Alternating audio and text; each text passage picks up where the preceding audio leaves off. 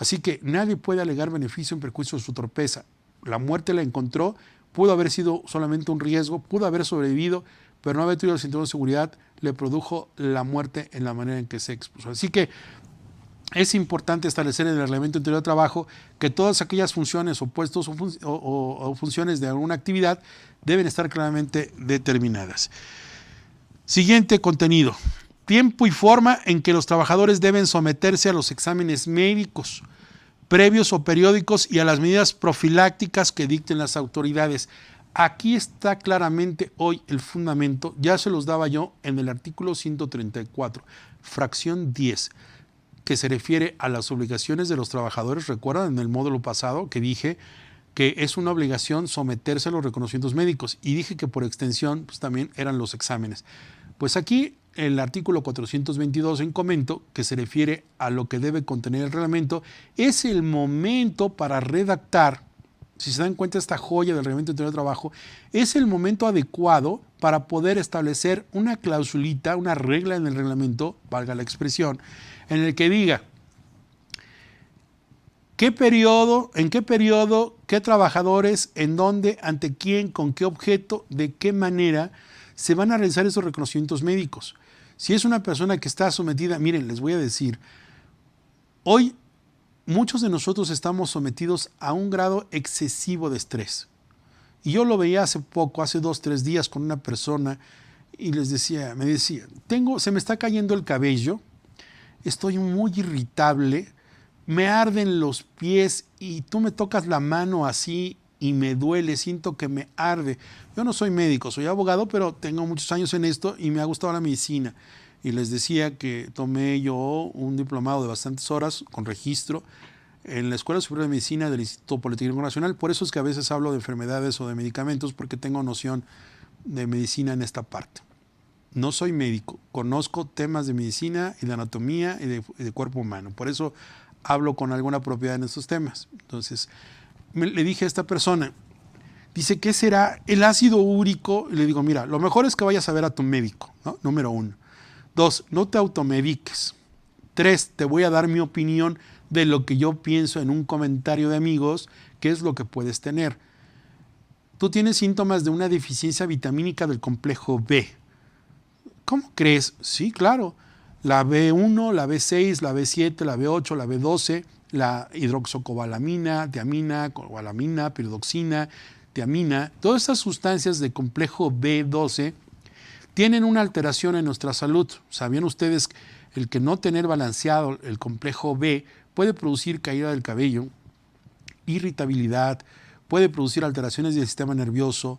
Es de verdad, es lamentable lo que le pasa al cuerpo humano cuando no tienes piridoxina, por ejemplo, en la B6, o cuando no tienes la B12, todo el complejo que la hidroxocobalamina. Estas sustancias son realmente indispensables y la mayoría de las fuentes de donde se obtiene esta vitamina ni siquiera es por ingesta natural de algunos productos alimenticios.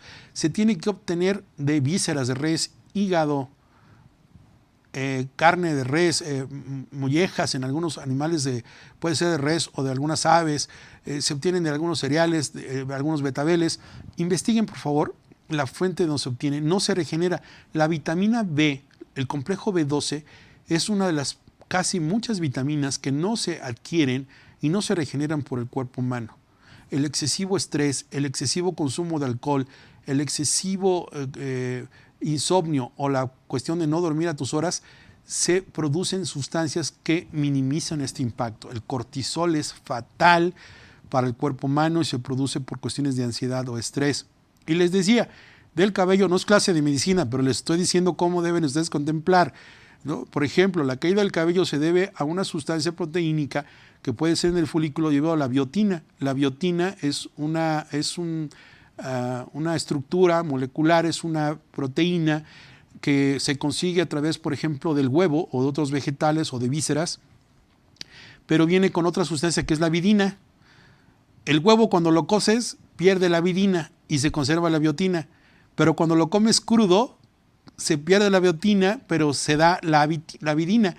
Entonces, eso provoca una situación de mejoramiento.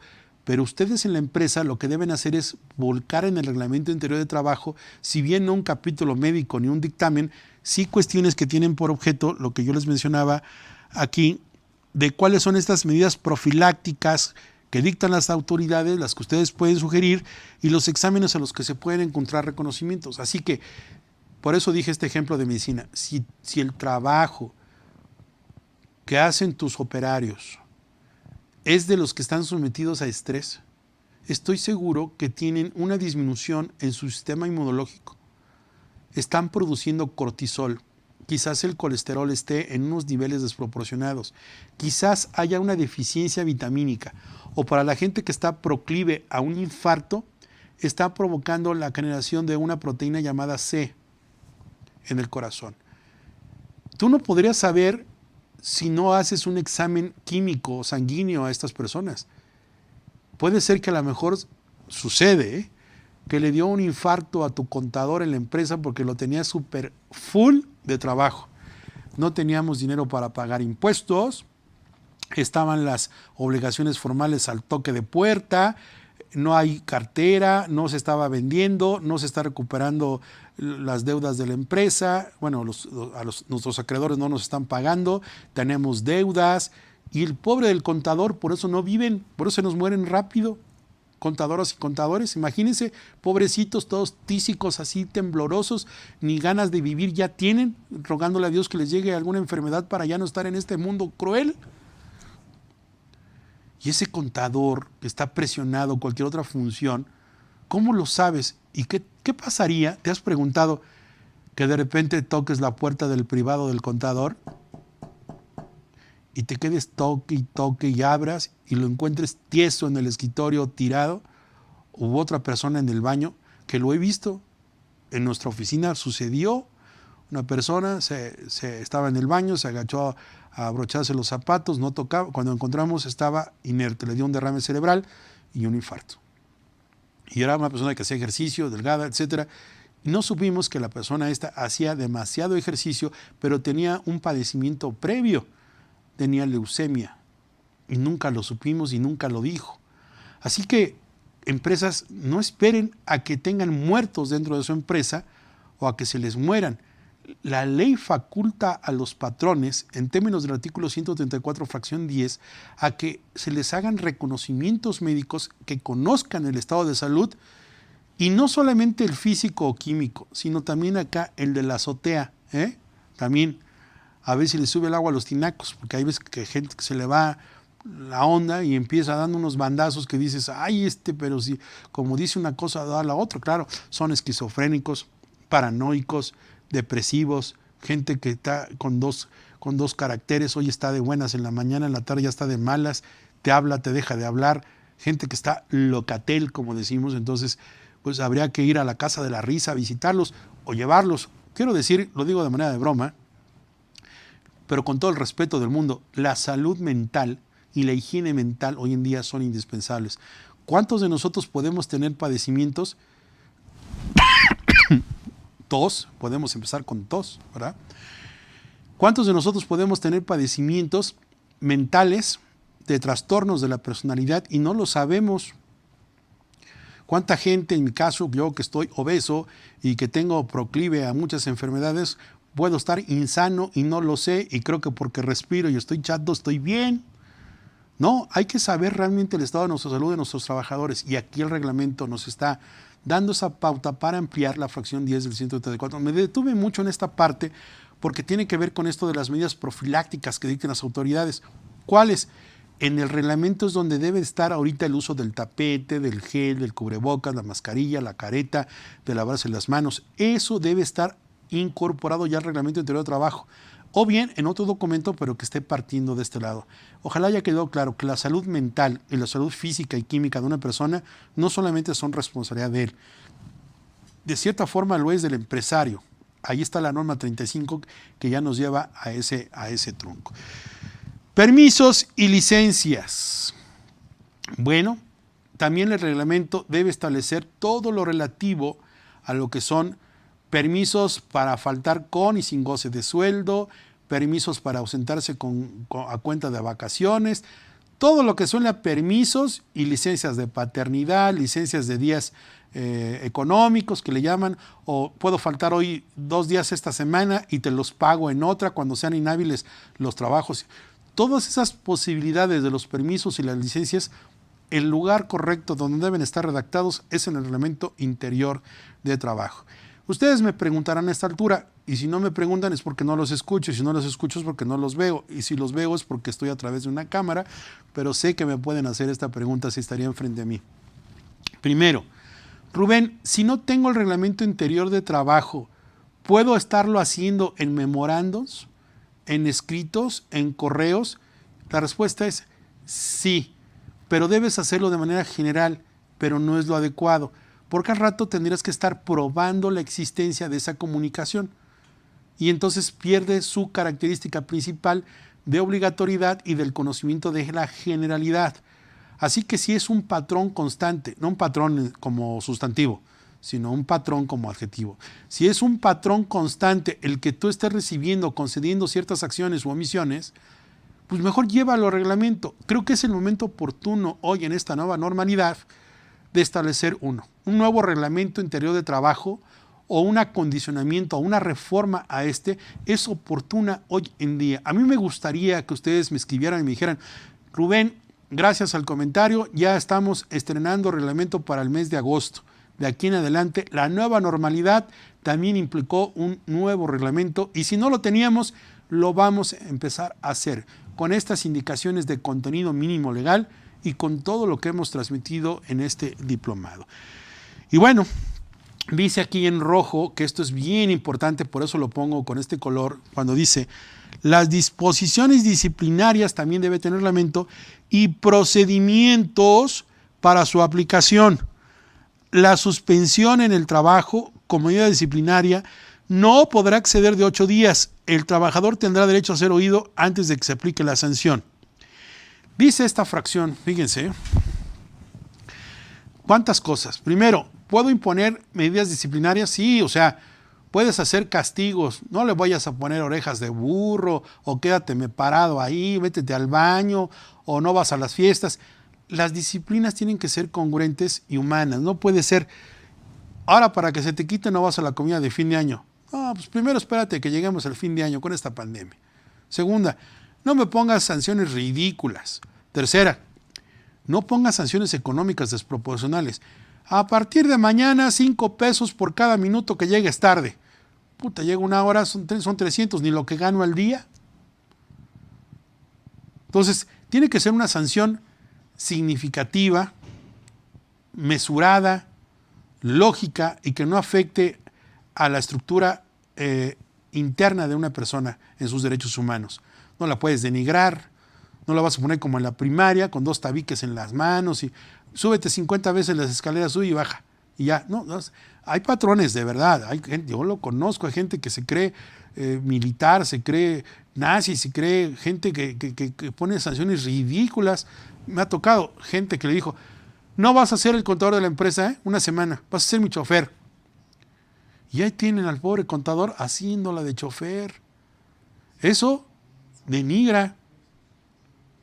¿Y por qué denigra? Porque está yendo más allá de lo que realmente la ley permite en una sanción. Por eso, lo que sí podemos leer aquí en esta fracción, dice que podemos establecer como medida disciplinaria la suspensión de 8 días. Es decir, ¿puedes mandar a descansar a una persona 8 días a su casa? Sí.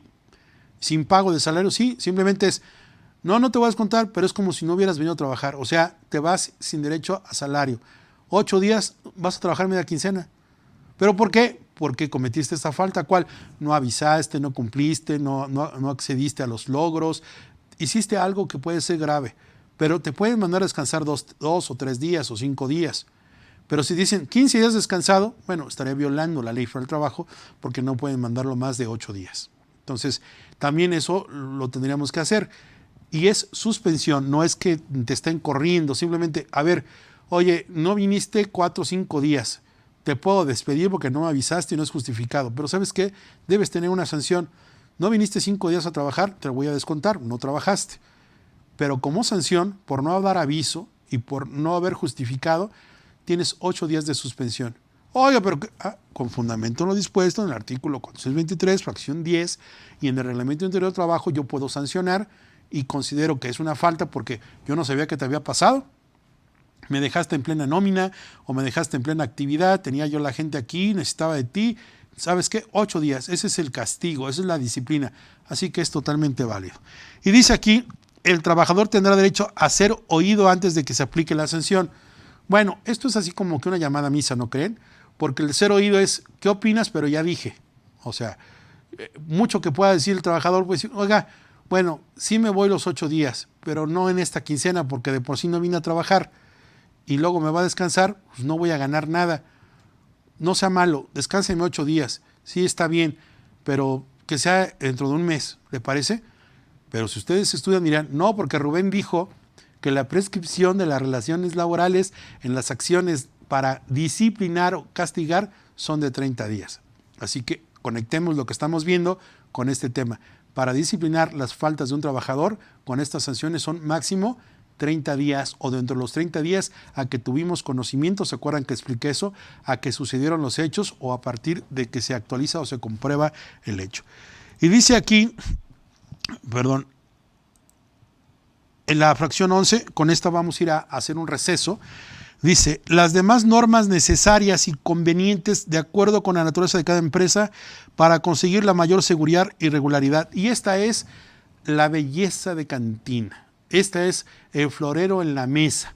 Aquí está donde se pueden dar vuelo la imaginación y la creatividad. Aquí es donde se descosen los patrones por escribir todas las reglas porque la ley les permite esto. Todas las demás normas necesarias. El infinito, las 500 o 1008 reglamentos con 2000 disposiciones, imagínense ustedes. Así que aquí es todas las demás necesarias y dice, y que le convengan, claro, ¿verdad? ¿Cómo? Pues de acuerdo a la naturaleza de cada empresa. O sea, la misma ley permite que tú puedas establecer las reglas de tus conductas de tus trabajadores o también para el patrón y volcarlos ahí. Por cierto, aquí sería el documento idóneo, el Reglamento Interior de Trabajo, para volcar todas aquellas cuestiones de discriminación, inclusión, género, diversidad, permisos, todo, y abrirlo por libro o por capítulo. De verdad que es un reglamento interior de trabajo excepcional. Y bueno, pues hasta aquí es lo más básico que debe tener un reglamento interior de trabajo, ya lo expliqué, y sobre todo esta última fracción que nos daría la oportunidad de reglamentar absolutamente todo con una medida proporcional. Es importante decir que ya enumeré las fracciones que el artículo 423 establece de cuáles son los contenidos básicos, diría yo, que debe tener este importante documento. Sin embargo, ahora falta saber cómo se forma o cuál es ese protocolo de formalidad que la Ley del Trabajo establece para que tengamos ese panorama completo del reglamento. Bien, el artículo 424 de la legislación laboral establece qué debe entenderse por la integración. Primero nos refiere que es una comisión mixta. La comisión mixta quiere decir una reunión de personas que representen los intereses del trabajador y los intereses del patrón por igual número. Si tenemos 50 o 100 empleados, lo clásico de esto sería, bueno, pues tener cuando menos el 5 o el 10% de cada uno de los lados para poderlo tener equilibrado. Es decir, creo que con 10 trabajadores o cuando menos 2 representantes del patrón o 1 contra 10 de trabajadores sería en una media de 50 a 100 trabajadores lo proporcional. Realmente no hay ninguna disposición legal el que nos diga cuántos trabajadores deben estar integrados en una comisión mixta. Más bien tomemos en comparación lo que se establece incluso para la norma oficial mexicana en la implementación de cuál es la sugerencia de la muestra que debe tenerse dentro de una empresa. Así que creo que es un porcentaje sobre los 10, el 10% de los trabajadores como la base para tal fin. Primero dice la ley, se deberá formular una comisión mixta para poderlo establecer. Se hace un documento protocolario en el que se expresan estas circunstancias y se nombra a las personas, quien funge como el titular o el responsable, el presidente de la comisión, el secretario, el vocal o el suplente en su caso, y del patrón igual. Se establecen los derechos y las obligaciones. Segundo, dice, si las partes estamos de acuerdo, patrones y trabajadores, y ya lo discutimos porque debe ser un documento que en teoría no debe ser unilateral. se va a depositar dentro de los 8 días siguientes. ¿Quién lo puede depositar ante la Junta? Pues propiamente los trabajadores o los patrones. Aquí quiero decirles que el reglamento no basta con tenerlo nada más elaborado en la empresa. De verdad, créanme, si estoy contándoles este artículo, el 424, es porque debe depositarse para que tenga validez.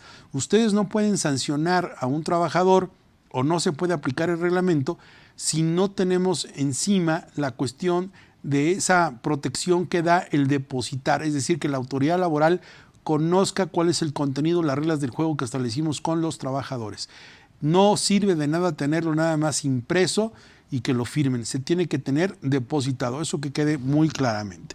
Después dice, no va a producir ningún efecto el reglamento cuando tenga disposiciones en contrario, es decir, aunque tú hayas puesto, aunque sea muy tu voluntad, ¿se acuerdan que les dije hace un momento que la última fracción del artículo 423 dice establecer y las demás necesarias que sean prudentes a la naturaleza de la empresa? Sí, pero no puedes establecer cosas que sean absurdas o que sean ilegales, por más que tengas esa permisión para redactarlas. ¿Por qué? Porque ni los reglamentos, ni los contratos colectivos, ni los contratos ley, ni los contratos de trabajo pueden contrariar lo dispuesto a la legislación federal de trabajo en términos de lo expuesto en el artículo 5 y 33 de esta misma ley, que prohíbe y se tendrán por no puestos, aunque se firmen con sangre, toda la renuncia de los derechos o cuestiones contrarias. Por ejemplo, no puedes establecer en el Reglamento Interior de Trabajo que la empresa no otorgará licencias de paternidad. Pues eso no lo puedes establecer porque la licencia de paternidad es un derecho y esos derechos no son renunciables. Aunque lo firmen y en el reglamento se tendría por no puesto. Tampoco puedes decir que no se gozará más que de 10 minutos para comer, pues tampoco, porque la ley señala como mínimo 30 minutos. Así que ningún mínimo de la ley federal del trabajo puede ser establecido en contrario, no puedes ir contra una jornada inhumana, no puedes establecer cuestiones totalmente diferentes.